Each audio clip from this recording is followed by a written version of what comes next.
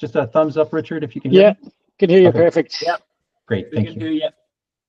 Okay, so welcome. Thank you for coming for this presentation. Hopefully you can see my wife in the hills near Freiburg, Germany on the screen. We've already talked about the setup, so we can move ahead. Let me tell you what I'm going to talk about.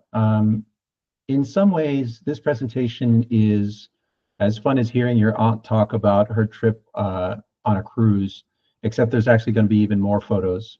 And it's very difficult to know what everyone wants out of a presentation like this, because you can have everything from the nuts and the bolts, like how do we kick something like this off, to more inspirational, how did you do it, or what's the mindset that you use for this, or what did you discover about yourself? And then there are a lot of people that just simply want to know how you're able to be 24/7, 365 with your 3 teenagers and your wife stuck at the hip, and that you don't go insane. So everyone, it's almost like wanting to watch a car wreck. Everybody has a different different take as to why they want to see this presentation. So you're going to see a lot of pictures, but hopefully there's going to be something there as well, that if you have questions at the end, we can go through them as well.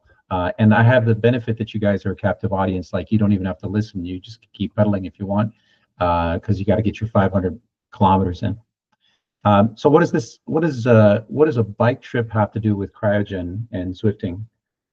I think there's 2 things that I find that are kind of similar between the two. The first is this idea of suffering. That's how humans bond, is really through something together. I think if this was a knitting club, you wouldn't have the same level of kinship as it is when you're in a team time trial trying to keep up and do right by your teammates, and feeling terrible when you don't, and feeling elated when you can help them out.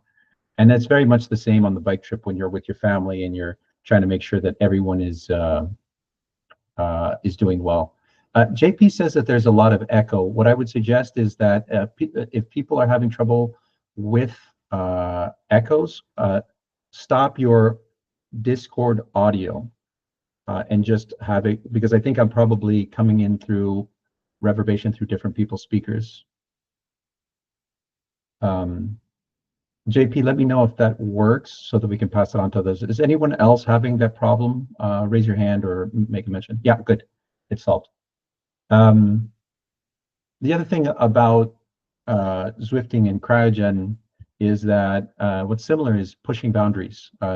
In Zwifting, it's about the watts. It's about about pushing your personal best. In bike touring, it's pushing past those normalities of your life, the mundane, and doing something different, something so that every day it's something new and exciting to explore, in any part of the world. So let me start off with a really quick checklist of how you can, in 4 easy steps, how you can do a year-long bike trip around the world. Step 1, marry a force of nature.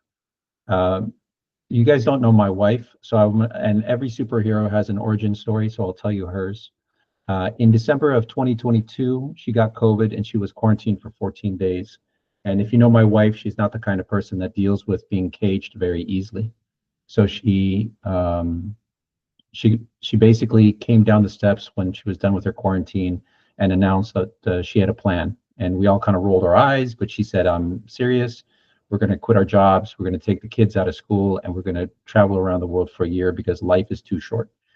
It took a little bit of time for us to kind of have that sink in, but she while she had been up there cooped up, she had actually plotted out the route roughly, figured out the mileage, figured out how much money this would cost roughly, checked a couple of internet sites on how this would work out, and she was convincing. And so she was one of those people hopefully that you have in your life, or maybe you are that person yourself, where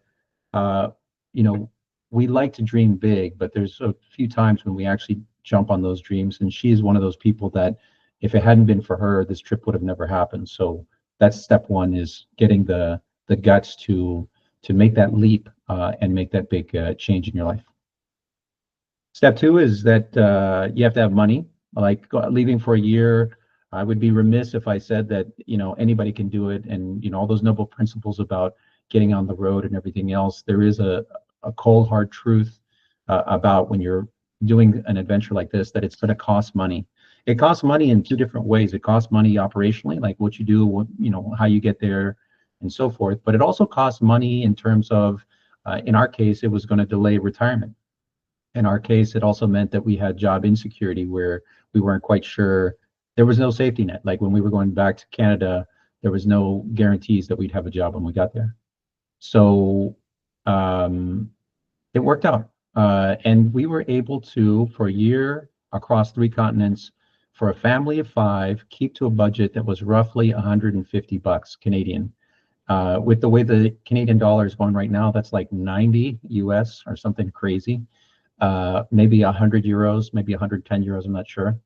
Um, that included lodging, a lot of food, the bikes and the gear repairs, activities that we would do, and it did not include the airfare, the different modes of transportation, medical insurance, and then in one case when Henry had his bike stolen, we had to replace his bike.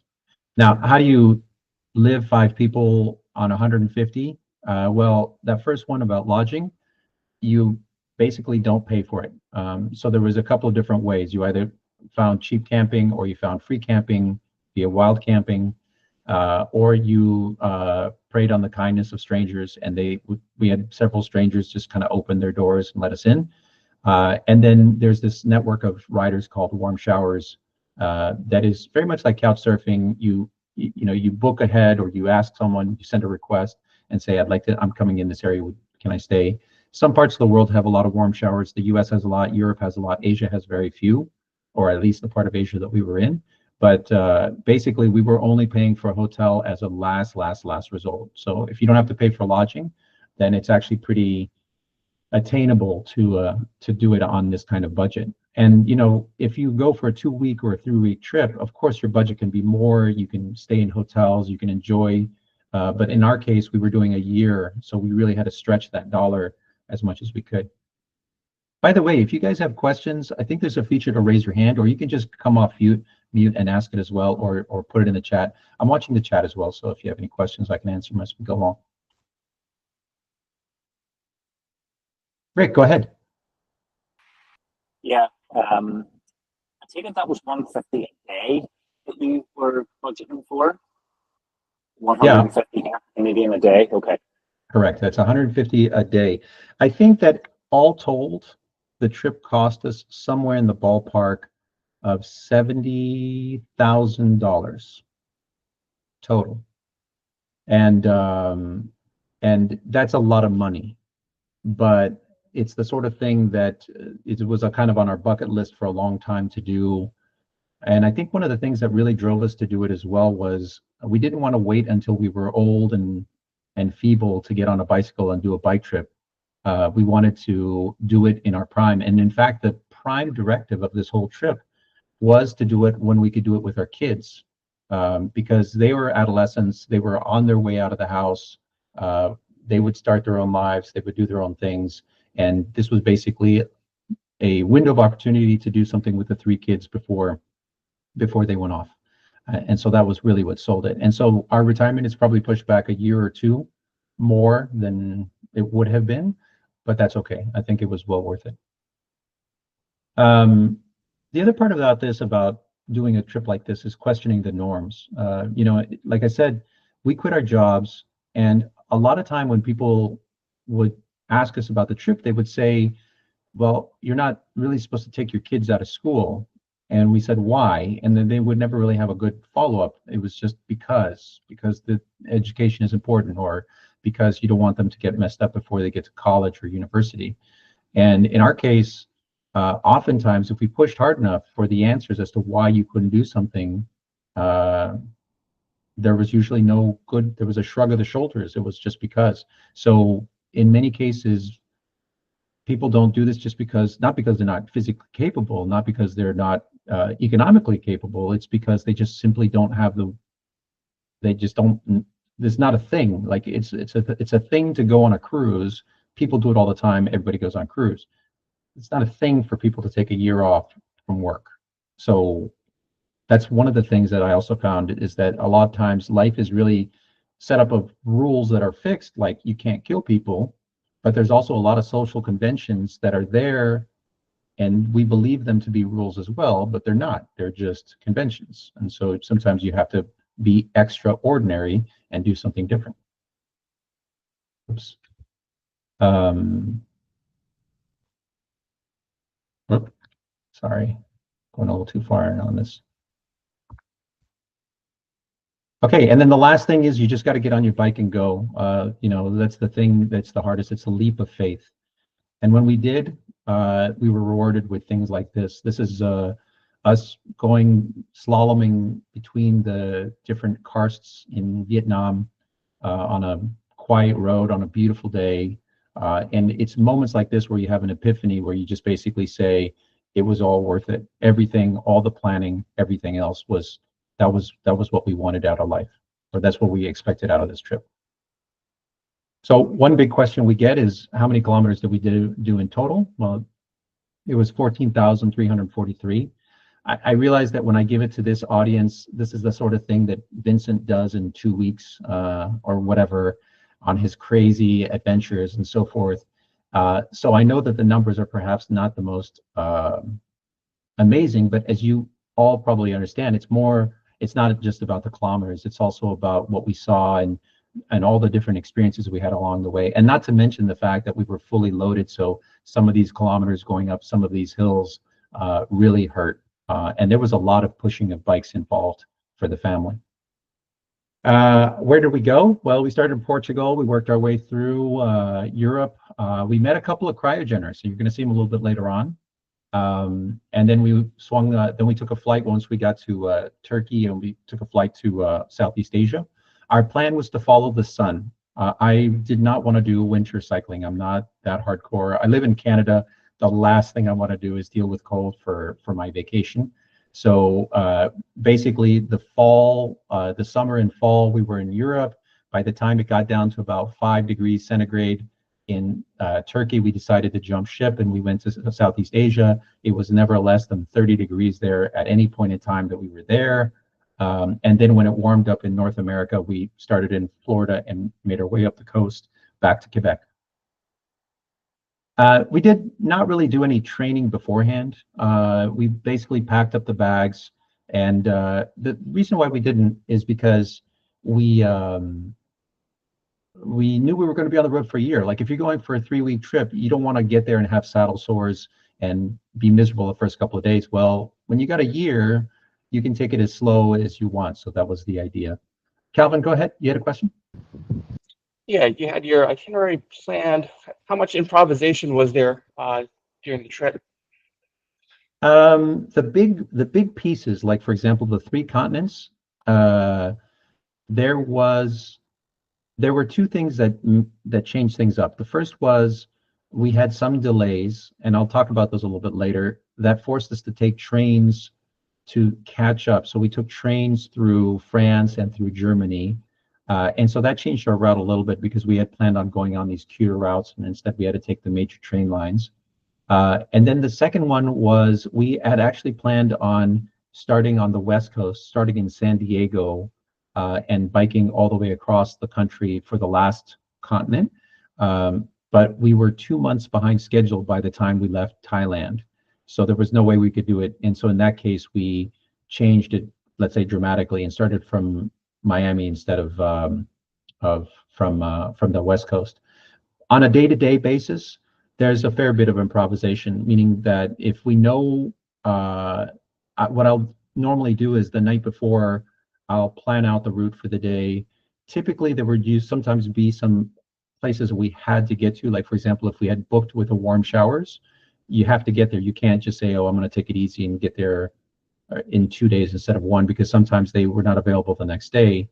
But I'd say that it was a kind of a mix. Like in the early days, I was planning out 5-10 days in advance just to make sure we were tracking well. By the time that we became salty veterans of the world trip thing, like in Southeast Asia and in North America, it was basically just looking 1 or 2 days in advance, and that was great. It was much more liberating because you didn't have to have the stress of thinking that you had to get from point A to point B in 6 days or 10 days or what have you. Awesome, thanks.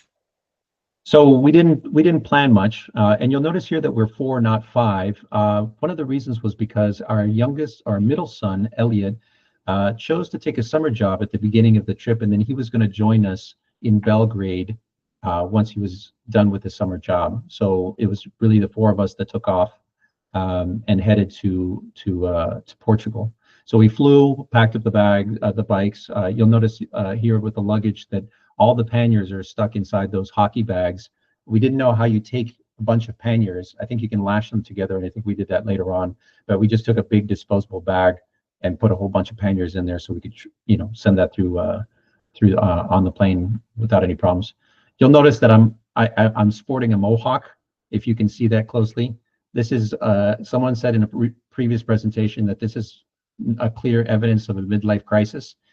Which is absolutely true. No 53-year-old man should ever sport a mohawk. But that we were in the spirit of it. We were like, hey, we're going to do something new. We're going to discover different things. And the first thing I was going to do to explore is to see what it looks like if I had a mohawk. So that's how I got to Europe. By the way, that's the first and only time I've ever been pulled to secondary screening. They said they had nothing to do with the haircut, but I don't believe them. We got to Lisbon and had to assemble the bikes. And so everybody got behind a little snack shop and put together 5 bikes, and that took a while. But then we were there, and the trip had started. And so this is our starting in Lisbon. And the very first day that we rode out of Lisbon was magical. It was right at the sunrise, and the road was flat, and everything was gorgeous, and we were ready to go. But then we realized very quickly that Portugal is incredibly, incredibly rugged. We had gone from Lisbon and we were working our way up the coast. Our destination was to go to Santiago de Compostela in the north west corner of Spain. And if I know some of you probably know Portugal, but it is very, very rugged. And considering we had no training, you can tell by the expressions on the faces here that people were in for a bit of a shock. But the views were fantastic. They were just unbelievable. The heat was bad, but it wasn't so bad. People said we were crazy to go on a bike trip in July in Portugal, given the heat waves that had happened years past. But along the coast with that ocean breeze, it never really cracked 27, 28, and you always had the breeze, so that always cooled you down. It even made it so that camping was pleasant. Tip number 1, never take campy on a bike trip around the world. So this is actually a Zwift thing, and Guy will remember this, is that at one point in time when I was racing with Zwift, I cracked my handlebar because I had sweat so much on the handlebars that the salt had corroded the handlebar and it snapped off during a race. And that salt of all those years that I had been Zwifting built up so that by the time that I started the trip and started shifting around, my shifter and all the springs that were inside the shifter that were corroded popped, and I wasn't able to shift, which is a bit of a problem given the terrain in Portugal. And nobody seemed to have Campagnolo, which I was very surprised. This is in Portugal. I hit a bunch of different stops. So what they had to do here is jerry rig a mountain bike shifter to the end of my bar end, and that's how I shifted for basically the next 2 months of the trip. Then I also got COVID. So that was another challenge that was thrown at us right as we got there. My family waited for us in a nice campground while I healed and got back to my strength. Fortunately, it only took about 4 or 5 days. And then here I am sporting the CRYO-GEN kit. Again, on the Portuguese coast, just some fantastic views that we saw along the way. It was hot, but there would every once in a while be a watering hole we could jump into and take a dip. So then we got to Spain. We got up to Santiago de Compostela. We had done what was called the Camino Portugués, which is one of the many Camino Santiago, the Camino Santiagos. And so along the way, we would get our little passport stamped. It was a fun activity, and the kids enjoyed it. because I was carrying so much weight, I had a lot of snake bite punctures. Um, Rule number one that you always hear from bike touring is take whatever you have and cut it in half. And it was very true for us. You can see that huge Ortlieb bag on the back of my top, on top of my two panniers. And by the time we got about 3 or 4 months into the trip, we had already shedded about almost a half of the weight that we had, just because it was just it was overkill. We stayed along the Camino. We stayed in these things called pensiones for the pilgrims. Um, they're very cheap, €8, €10, gets you a bed, gets you access to a common kitchen, sometimes gets you a meal. The views are outstanding, and we didn't have any problems finding places to stay because these are dotted all along the Camino. So we really didn't do that much camping in this stretch while we were along on the Camino. So we started climbing, got up into the mountains. And then the next thing that happened that's not supposed to happen was that one, and then after that, two of my chain rings cracked in half. I took them to a bike store and they said that doesn't happen. And I said, I don't know what to tell you. And I'm holding two parts of chain rings. I realize that we're having a existential conversation right now, but I need my gears to work. Can you help me out? So that was, again, I think it was really because of the salt corrosion. I just sweat a lot. It's really disgusting. But you know, even so, with my, when you have a chain ring that cracks, what happens is that your chains, your rings, the other rings, then just kind of slosh around. So I had to keep playing with my bar end friction shifter to try to see if I could get into the right one to stay in it. So that was a whole other episode, but we were able to get up those big climbs. In fact, the climbs that we had in Europe were the biggest, or in Spain were the biggest that we had on the. We had a good time where liberties with my hair because we were saving on haircuts. So I got what they called the waterfall or the raccoon tail. We did wild camping, which was new for us. We'd never done that. In Spain, camping, wild camping is illegal. Very formally stated that it's illegal. But, you know, we tucked ourselves away and we would have these beautiful views like this from the tent of the monastery down the way in these beautiful villages. The climbing was intense. It's way up there. But the kids were really troopers. At no point did they crack. At no point did they complain. It was really impressive. And it's crazy, but thinking back now, it's unbelievable that we were able to ride on bicycles the Camino de Santiago. We met a bike tourist that said it's called the Camino for a reason. It means to walk it, not to ride it. And he was absolutely right. It's a rugged trip. It's also incredibly beautiful, and you get to meet a lot of different people, which is really fantastic. So I would highly recommend it. But then we basically got to a town called Burgos, and we were behind schedule, so we took a bus, started learning this whole thing about taking bikes on different public transportations. Spoiler alert, it's rarely fun, and in many cases you have to go out and buy a bag or do something, but there we were. We took the bus to Barcelona, and then there would be times on the Rosie trail. has bamboo sharp sticks on her right, and she has thorns on her left. I don't know if you guys can hear the audio, but basically she's stuck in a thorn patch, and that was our bike path that we had to take. Sometimes Google was right. Sometimes Google was terribly wrong. And then we experienced some heartbreak, which was a tragedy that Pascal's father had slipped and hit his head and passed away. And so there we were in the thickets of northeast Spain, and we had to go home.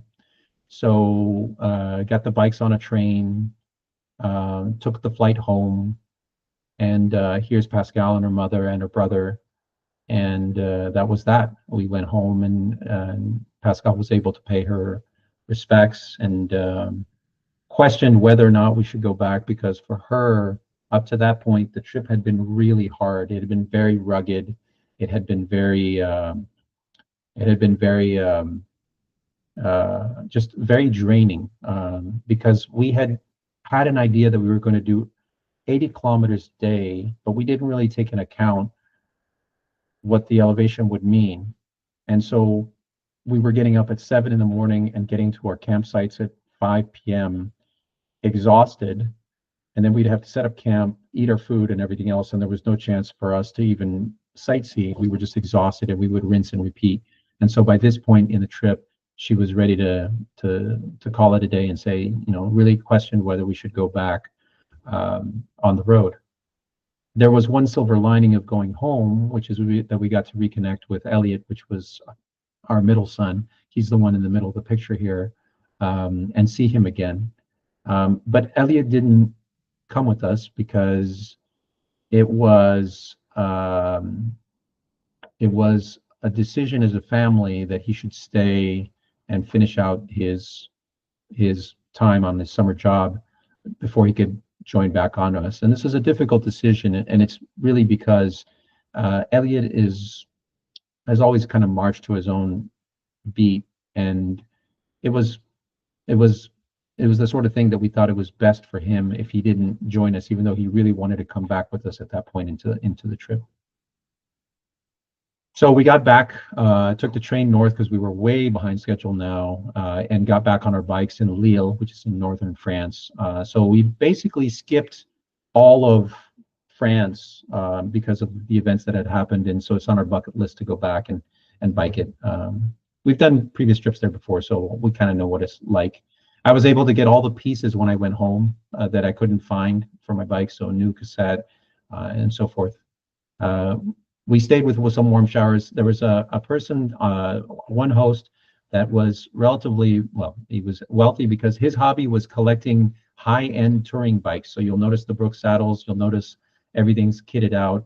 They all have pinion gearboxes and roll-off hubs and the whole 9 yards. And so this is my dream come true, is bikes like this. So it's amazing that someone has a garage full of, for him and his wife. And then we met someone.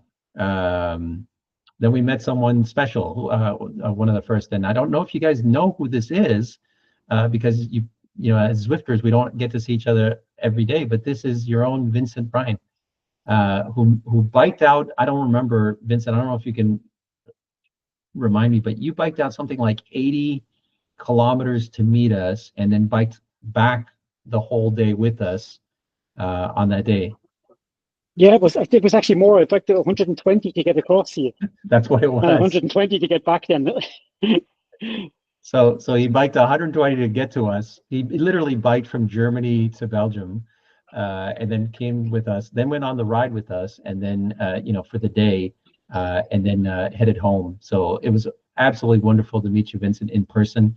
And we also had our share of problems because my chain kept falling off my bicycle because they didn't have the right quick close or whatever, the quick nut, quick link on it. And so Vincent and I spent a lot of time searching for links on the ground and so forth, but we were able to make the day, and it was really wonderful. And this kind of talks to how amazing it is to have a community like CRYO-GEN, where you have these people out there in the world that I've never seen him before. He had to describe what he looked like, because even though I've ridden with him many times, I don't know what he looks like. And so, but you have this kind of kinship, automatic kinship, where you get that there is some goodness and some kindness in this world, and that's shared, and that you want each other to succeed. And so it's just a fabulous thing. So it was great seeing him. Guy, I don't know if you remember, but Michael Gunter, who used to ride with us back in the day, we met with him in Germany as well. So that was great. He took us out for dinner. Just fantastic times meeting these different people that we had never met in real life. The other thing that was great about this part of the trip was that there were actual bike paths. So that was nice that we could go through and really not worry so much about the traffic. Another CRYO-GENer that we met in Switzerland was Sandy Power. I don't know if she rides with CRYO-GEN anymore, but it was great to see her as well. We spent like a day in Switzerland, realized that the prices were going to kill us, and so we popped back into Germany, and we went along the Rhine for most of our ride there. It was great to see a community of cycling again, in Europe. The views were fantastic. Henry was supposed to keep up with his studies, but in the end, it turned out that it was very hard for us to kind of force him to do anything other than read every once in a while. And even that was like pulling teeth. But that's, he kept saying that he was in the school of life, or the universe, that this trip was, enough of an education. So far, spoiler alert, on the way he's come back, he's actually doing okay in his classes. So I guess he's right that his brain didn't turn to mush during the meantime. He still knows how to do his maths. Then on to Austria. We biked to Vienna, and the roads and along the Danube were amazing. The views were spectacular, and the bike paths were wonderful, and the views were wonderful. Then the road gets a little worse once we get to when we get to Hungary. JP, the answer to the question is, at the time, this was a year ago, they were 14, 17, and 19. So Henry was the one that we pulled out of Sec 2. This is a term in Quebec. So he was in high school. And the other two actually wasn't so bad, because they were in that gap year between what we call cégep, or junior college, and university, and the other one between high school and cégep. So they weren't very much impacted. It was only he that was kind of kept back a year and just started up where he left off after the bike trip.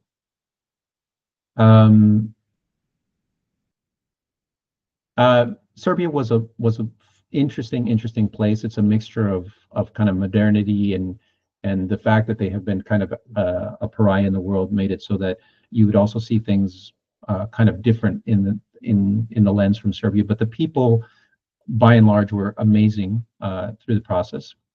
And now we finally reconnected with Elliot once we got to Belgrade, and he joined up on the trip.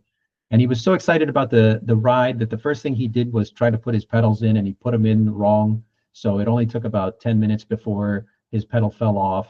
And we were still 14 kilometers from our lodging. So what I had to do was switch bikes with him, because I had clipless pedals, and I had to ride with only my right leg. As you can notice, there's no pedal on the left side of the bicycle here. And if you ever want to do a good workout, like this is a good one, is take the pedal off of one side of your bike and try Zwifting with it. So I did that for 14 kilometers, and I was very sore, but it worked. We also ate crazy foods. This is something that we ate the first day out of Belgrade, which is a sausage wrapped in a meat patty, wrapped in a big doughy bread with a ton of mayonnaise on it. And it was so good, so good. We slept along the Danube, sometimes literally right there in parks. Nobody ever gave us a hard time about any of this stuff. People would be curious. They were very friendly. In fact, in the entire trip, we only had once where a policeman showed up and simply asked us if we were going to stay for just one night and if we were going to have a fire, of which we said that we weren't. And he said, fine, you guys are fine, and left us alone. So wild camping was really not that scary, even though the signs and everything else says that you can get fined and so forth. That trip along the Danube was really just perfect, and the road is very quiet. This is one of the experiences that we had. I'll just leave it all. Serbian tunnels don't have lights. So here we go.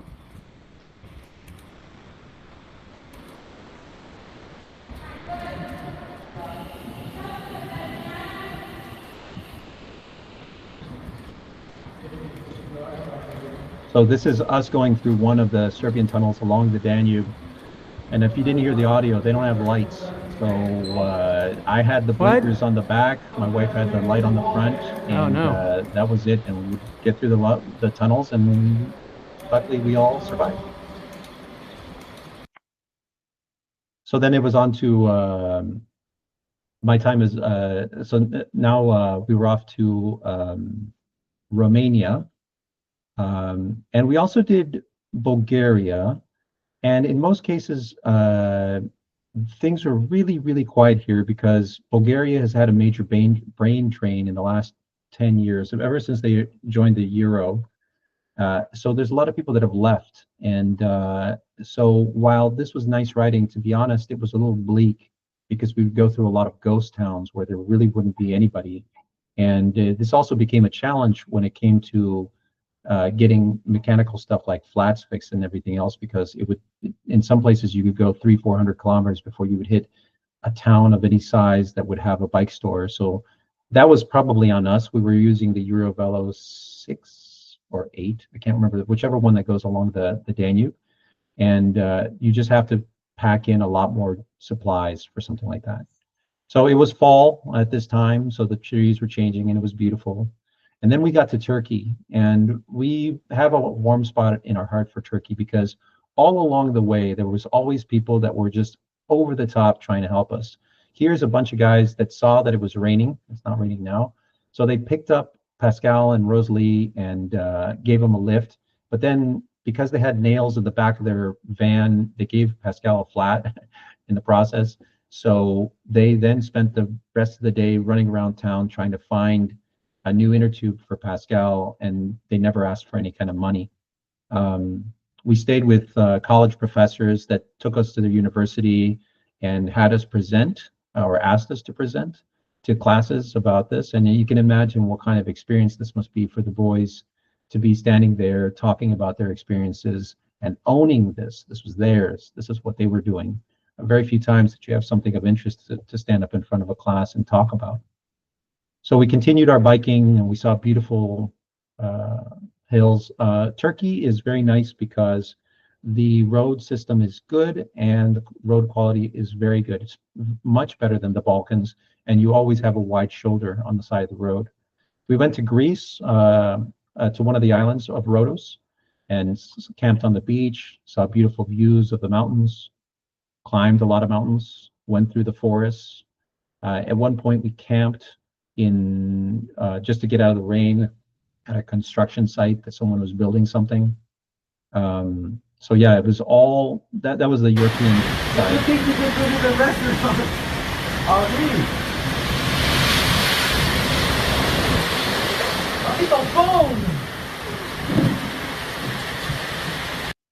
So we didn't get a lot of rain, but when we did get rain, it was a lot of rain. So that was pretty impressive. Yeah, so then that's it for the European chapter. We got on a plane. This is the Mekong that you see below, and so we're landing into Vietnam. The kids were absolutely smashed. Here's Elliot sleeping under his sleeping pad because he just he didn't like the light, and he just kind of drifted off to sleep, and that was that for the night. But you know, views were spectacular. The biggest difference between Asia, Southeast Asia, and Europe was that it's too hot to sleep in a tent, so no need for that. And also accommodations are very cheap.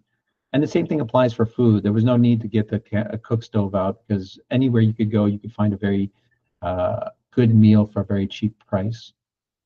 In fact, the one thing that was given to us as a pro tip was to carry these around, which are rice baskets. So what you do is you get to a town that has a market, you fill up your rice baskets, you put it on the back of your bike, you keep going. Whenever you're hungry, you just dig into some rice.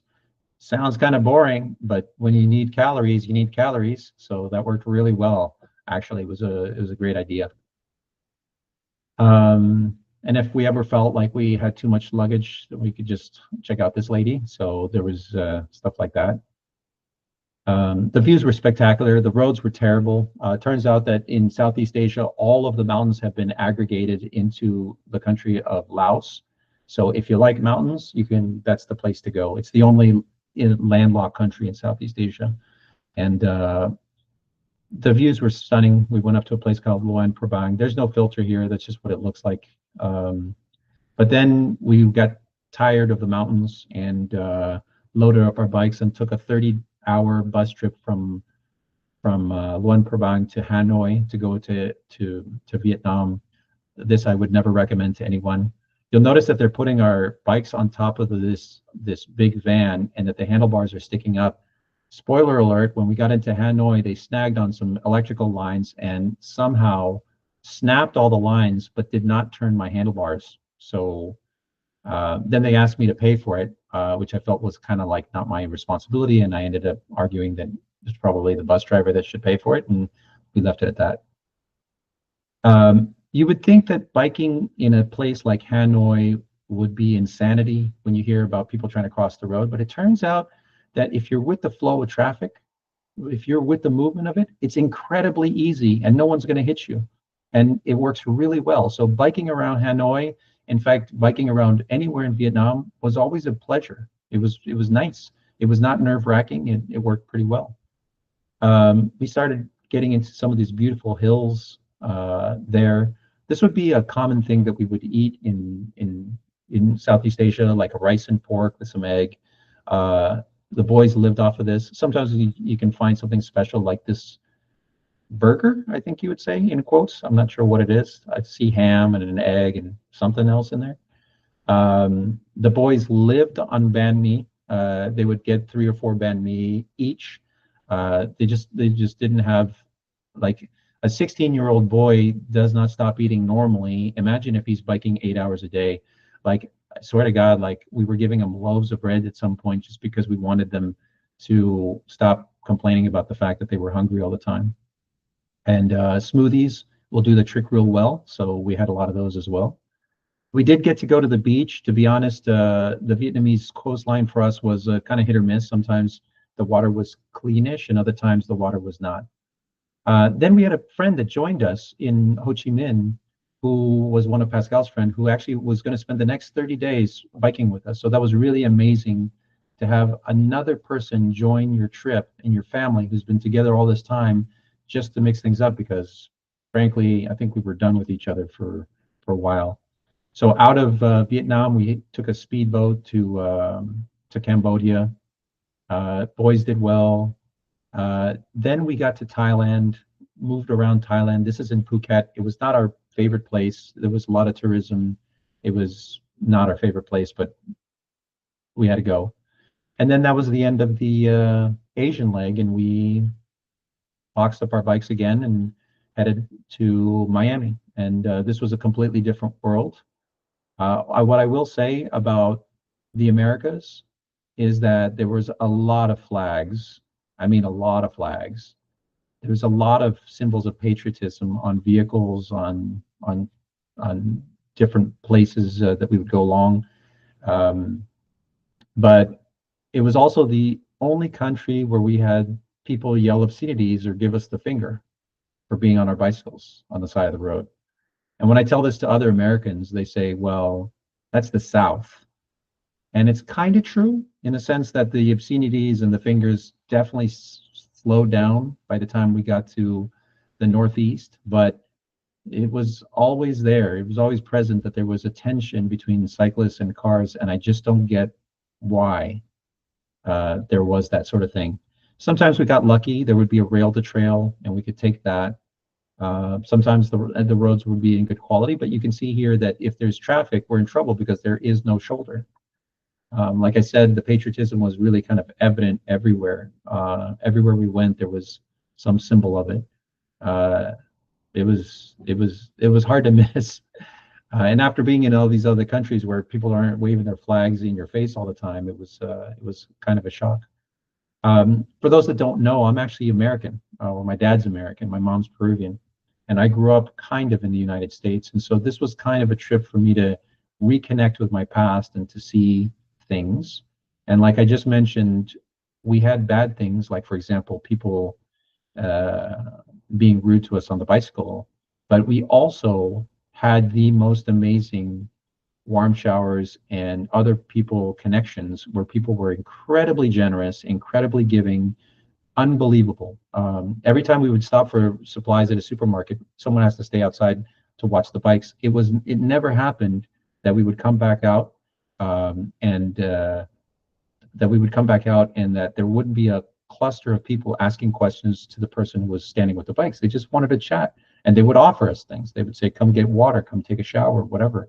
So it's really, as they always say about the US, it's a country of extremes. You get this extreme rudeness, and you also get this extreme generosity. This is the only place on the trip where we gained weight, because we would stay at warm showers a lot, and they would feed us till we could not take any more. So just insane. So when we got to DC, my parents lived there, and so we got. It was planned that we were going to spend some time there, helping them winterize some stuff and get ready for the winter and so forth. And so there's my mom and the family getting together. Now, if you do want to take a trip in the United States, and I haven't been to the West, so there's probably some great places there, but if you want to take a trip on the East Coast where you're not bothered by cars, from Washington, D.C. to Pittsburgh, there are two trails, one called the C&O Canal, which is what you see here, and the other one called the GAP, the Great Allegheny Passage. And those are both rail to trail projects, where this one's not a rail, but they're both bike paths that connect without any cars. And so it's 400 kilometers that you can do, and it's a nice ride. It's very flat and very even, so there's not much challenge there, but it's very nice. But I took the opportunity to also learn about the Civil War, because we were going up the coast, and there's a lot of stuff there that I didn't know. So I would listen to my podcasts about the Civil War, and then we'd go to different places. This is in Fredericksburg, Maryland, and then we got to the Great Lakes, and so this is Lake Erie, north of Pittsburgh, and we also had a great bike path there that's called the Empire State Trail that goes from east-west in New York. So that was fabulous. And then finally, it was time to get home, and we had a choice here, where you can see that we could continue to stay in the States or veer left and go to Canada. And that's the end of our trip. So I've shown a lot of pictures, but I'm just going to give a quick summary. The thing that is most common, or the most obvious about the trip, is that you're always going to have a problem every day. It could be the weather, it could be the roads or the lack of roads, or that Google Map lied to you, even though you swore that Google Maps is never wrong, and told you that there was a road here where it turned out to be a train track, or that the road was made out of sand, or it was a private road, or there was no road at all, or that there was a road but it was washed out. So you always had these kind of different challenges, and of course those are the physical challenges, but you also had mental challenges about keep going and doing the same thing over and over. It's very much Groundhog's Day when you're bike touring, which means that even if you had a fantastic experience meeting someone the day before, the next day you're on your bike leaving and you're doing something again. You have to do it all over again. You have to do the small talk all over again. You have to search for lodging. You have to scrounge around for a wild camping spot. But even with all that load, it still is an amazing, rewarding experience. And it's something that I think really defined, especially for the kids, a development. Meaning when they see a challenge, the way our adolescents, when they saw a challenge before the trip, there was an inclination to blame it on their parents. Like if something's not going great, it's somehow mom and dad's fault. But when something happened, like a road was closed in Europe and we had to go up the mountain to get to the other side, there was this kind of anger towards us, like, why didn't you plan this better? Or why didn't you look at Google Maps? Or why didn't you look at the satellite or whatever? But then there would be a realization that, hey, that's not going to change the fact that the mountain's there. We can either, and we would tell them that, we would say, we can pitch tent here, or we can do the thing that was unexpected. And you would see this kind of slow resignation, but then realization that this is not something that they can externalize. They're not the victim here. They're the makers of their destiny. So they can either get over the mountain or they cannot. And they would get over the mountain. And they wouldn't cry, and there would be a dogged determinism that they would have when they would be doing this stuff. So it was really, I watched my children grow in front of my own eyes. Like, I can't explain it any better. Like our son Henry learned how to be part of a team. When you're a teenager, it's all about you, what impacts you, how things, what you're the victim, But during this trip, he was able to realize that there was a greater good, and that he was part of a team, and that he had to help for others, and that was worthwhile in itself. So that's the most amazing part of this trip. We saw a lot of animals along the way. This was a dog that we found, and here's a cat that we found, and people would abandon animals on the side of the road, and sometimes we would take them to the closest vet. Sometimes it would be tearful not to take them, and there were some animals we couldn't carry, obviously, so we're not going to take that. One time we slept in what we thought is a camping area. It turned out to be a pasture. We were woken up to cows. That was kind of cool. Uh, I don't know if cows bite. I'm a city boy. So, and one of the best stats that we have, of course, is that we had 0 divorces. I'll be very honest, there were times where it was very hard on the relationship because we have different ideas of what we're very similar in many ways, my wife and I, but we also have some different ideas about how much about budget questions, or about how much how flexible we should be with the kids, or how much they should do, and stuff like that. And these became flashpoints. And so if you ever want to test a marriage, go on a year-long bike trip and see if you're compatible. And I think we're good. We're solid. I think we'll be able to make the next 50 years.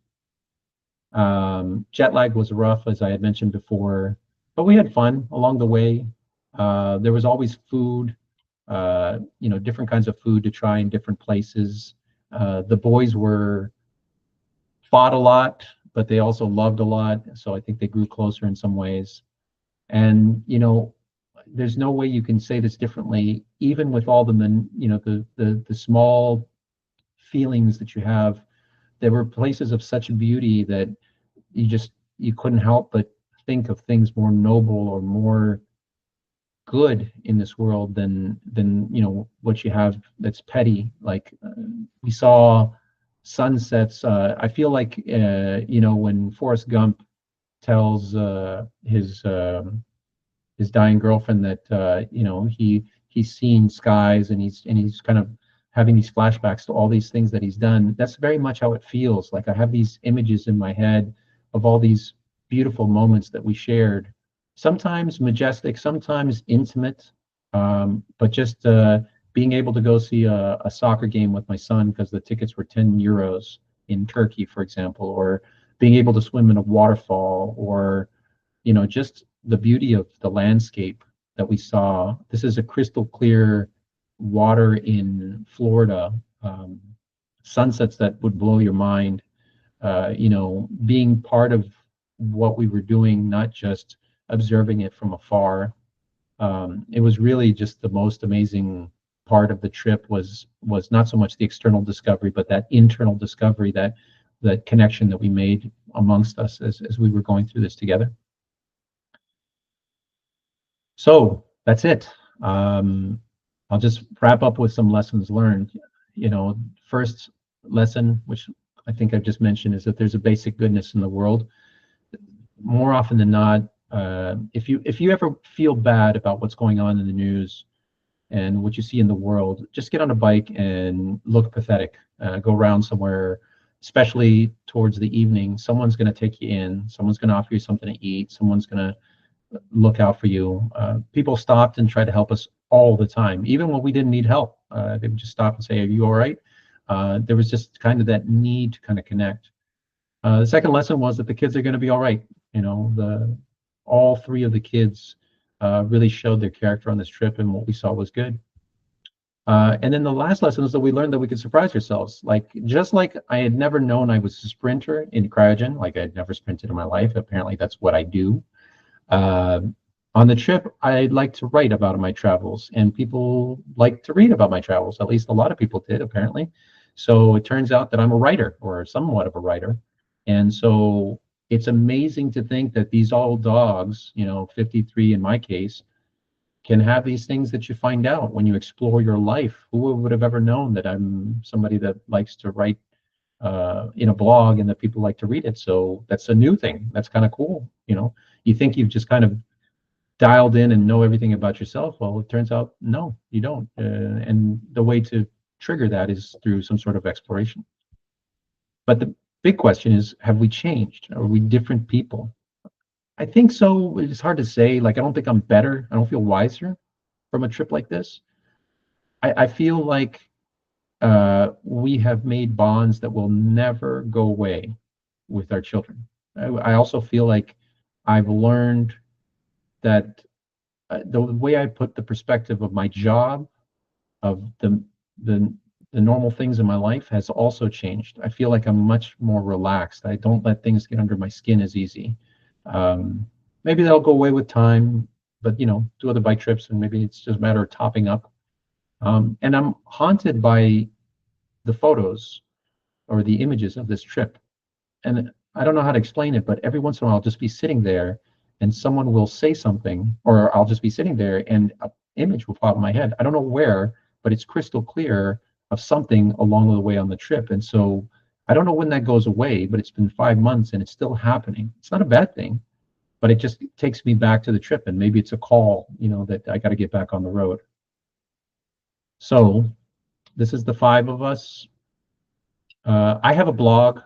If you guys want to see the blog, I'll put the link in somewhere in Discord to the blog. It's mostly done. I have like another 10 days that I'm supposed to do that I've been putting off, but you can get to the blog. It's old school blog, but there's a ton of different other blogs about biking at the site. It's called Crazy Guy on a Bike.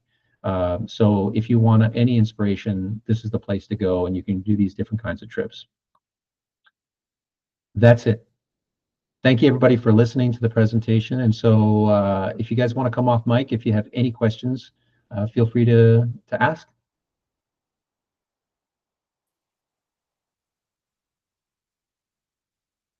Just to thank you. It was really interesting, Alex. I think you were very, very brave, the whole family. Did you? You probably covered it. I don't know. But was there any really bad times where nobody could understand you? You had problems, not problems, but nobody could. There was nobody English speaking or whatever, or French or anything like that. And you were like sort of stuck for a while. Yeah, we had, I think the worst, well, first of all, Google Translate is a savior. Like, you can do this thing with your phone where you basically hold it up to the person and you press record, and then it translates literally as they speak. So in Turkey, for example, where there wasn't that much English, that worked really well. But your mileage may vary, because in Laos, Google Translate would not work. Like, it would just say almost random words. Yeah. But even so, even in places like Laos, people were very shy, but they were very friendly. So if you went up and did hand gestures, you pretty much got what you wanted. You got your message across. So I never felt frustrated or felt like I was not. I was at the whim of the world. I always felt like there was someone there that could bail me out in some format. Yeah. It must have been so amazing, Alex, to see, your kids taking responsibility, growing up, and working into that kind of mature presence right in front of your eyes. It must have been amazing. Yeah, like I mentioned before, Elliot was the most amazing part of the transformation. In short order, Rosalie, our oldest, is the one that's, she's the firstborn, she's the responsible one, she's the mature one, she's the one that's got her act together, and so forth. And so she struggled at times on the trip, but we knew she was going to be okay. She was a trooper. With Elliot, it wasn't very sure, because we had a history where, this happens in every family, that, for whatever reasons, you don't always agree on things, and there tended to be a lot more friction with Elliot than there would be with the other 2 kids. But when he came to the trip, he came ready to go. Like, he made a solemn commitment to himself that he wanted to make the best of it. He didn't tell us this, but throughout the trip, we were almost amazed at how constructive he was. Like, how we would have, sometimes my wife and I would be bickering, and he'd be like, guys, let's settle this. And we're like, since when did you become the voice of reason? Like, it was a real kind of reversal of roles. And there's something to be said about getting out there in the real world to have kind of almost like a real feeling of the consequences. Like when you live in a bubble in our Western world, you know, if you do something wrong, there's someone else that'll take care of it, or there are recourses that can be taken.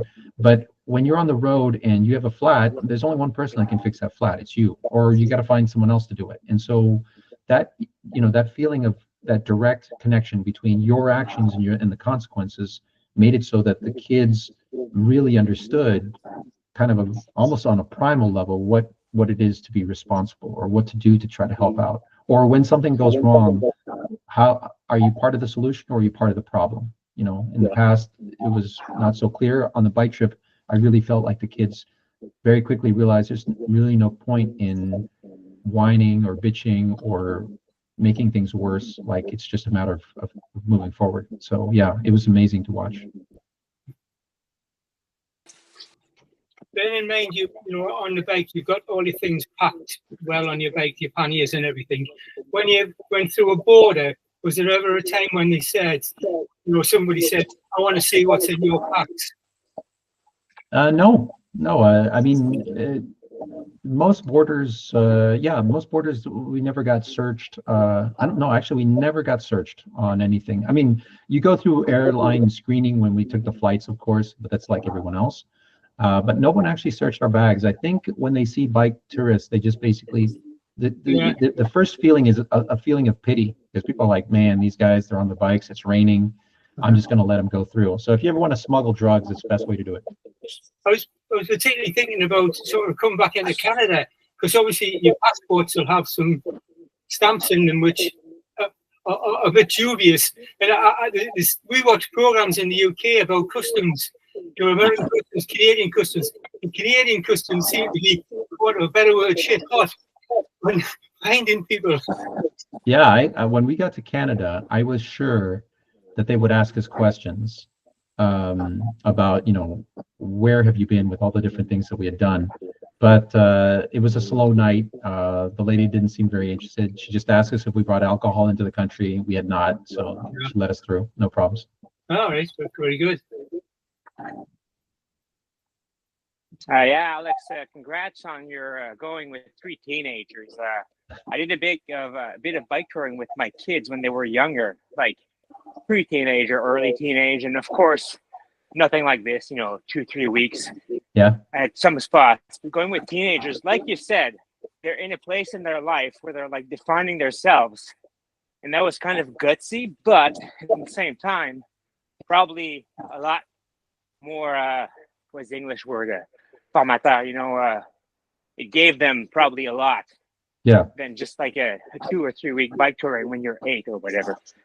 So yeah, they that crazy guy on a bike place was a place where I found inspiration, where I would go see what other people had done before I did this big trip. Like, how do you do a trip around the world? And the one thing that there have been people that have gone from, you know, Alaska to Chile. There's people that have crossed Siberia. There are people that have crossed the Sahara.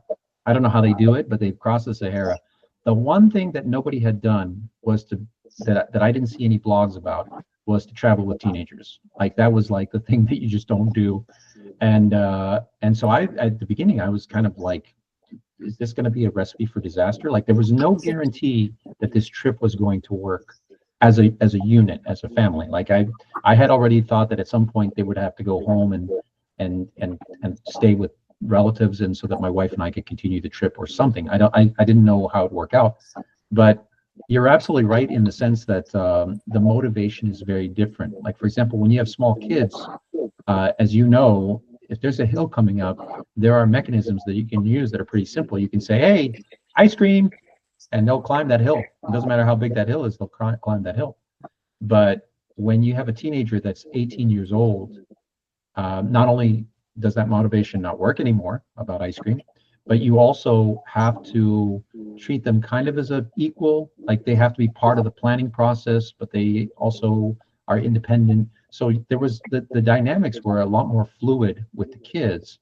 But, you know, what I did was, instead of trying to say, okay, this is the way we're going to run things, I just basically said, look, we have to get to the Serbian border in 90 days or our visa runs out. What do we do? And, yes, I was the one doing most of the planning, but I told them, you guys have to tell me, do you want to take that straight road that is faster but a lot more traffic, or do you want to take the mountain road? And so those were things that it was kind of by consensus or by committee that we would do. And I think that really helped them, because as young adults, those are the sort of things that you're going to have to do when you get into the work world, or and even boyfriend, girlfriends, like those are the things, those are the skills you need to know. So I think that worked pretty well. I will say that Rosalie left. I don't know if you noticed in the pictures, but Rosalie left at 2 different points in the trip because she had other plans, but at the same time she also wanted to move on and do different things, because she wanted to meet people her age, and there's no worse way to meet people your age than traveling in a huge caravan with your mom and dad and your brothers and staying in one tent. Like, you're not gonna meet anyone. So so she left at some points, but then she came back and she finished the trip with us, so we finished all 5 together. Okay, so, listen. Yeah, go ahead, Rick. Just one more. So the kids, obviously, they had a major digital detox when they went away. How are they behaving since they come back? Did they jump straight into it, or did they reevaluate their digital presence? I would like to tell you that they realize that there are better things in this world, but that's not the case. I think we are creatures of habit. So as soon as they got back, I mean, you guys know, even for adults, social media and different things like that, it's very addictive. And if you're idle, that's what kills you. Is if you have nothing to do. On the bike trip, they couldn't be on social media because they had 8 hours of biking a day. And then in the evenings, yeah, they got some time to do it, but then there were all sorts of things like setting up the tent, making the food, visiting, small talk. So they couldn't be on their phones very much. And so it was really a question of how much time they had to themselves. And if you give them too much time, yes, they're back on their electronics, but so are my wife and I, more than we wish. So it's hard to keep yourself off of that. It's so addictive. Yeah. Okay, so listen, folks, I know that the ride is still on, but I don't want to take on too much time, and no problem. I know you guys are going to be ramping down, so I wanted to thank everybody so much for the time that they spent on this. If you guys have any other questions about this and you want to reach out, I'd be more than happy to talk about the nuts and bolts of how we did this or how we pulled this off. But otherwise, I'm sure I'm going to see each and every one of you somewhere in our CRYO-GEN rides. Yeah, for sure. Alex, thank you so much for suggesting this and also setting it up as well. It's been absolutely awesome.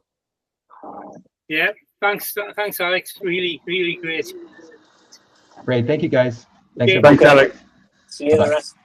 Thank you. See you, everyone. Bye.